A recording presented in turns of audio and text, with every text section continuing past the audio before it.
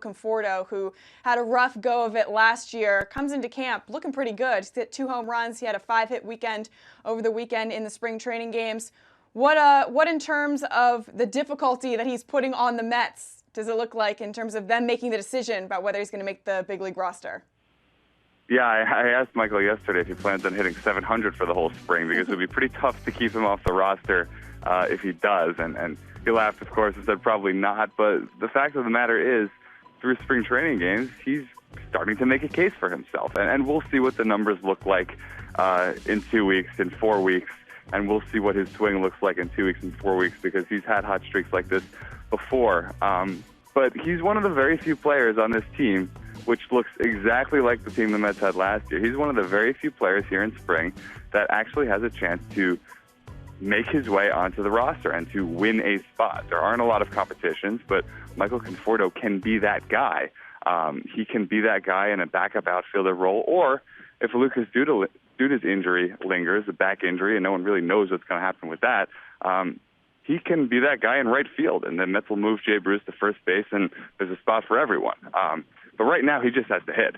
Michael Conforto has to prove that the player he is more what he showed 2 years ago when he was so highly regarded as a rookie than what he did last year when he slumped for most of the season and was going back and forth from AAA to the majors and never really got on a good run. So he's still got a lot of power, as we've seen from 2 home runs in 3 games. He's still got that silky smooth swing that everyone loved about him when he was drafted and everyone loved about him through the minor leagues. So far, the results have been there. Again, let's see where it looks in a month, but he has a very, very legitimate chance to win his way onto this team. Anthony, you mentioned Lucas Duda and the back issues. What are the concerns there from the Mets regarding this injury? Well, right now, everyone's saying this is minor, just some spasming, and that very well might be the case, but I think you have to look at the greater body of what's been hurting Lucas Duda, and he had a stress fracture in his lower back last year.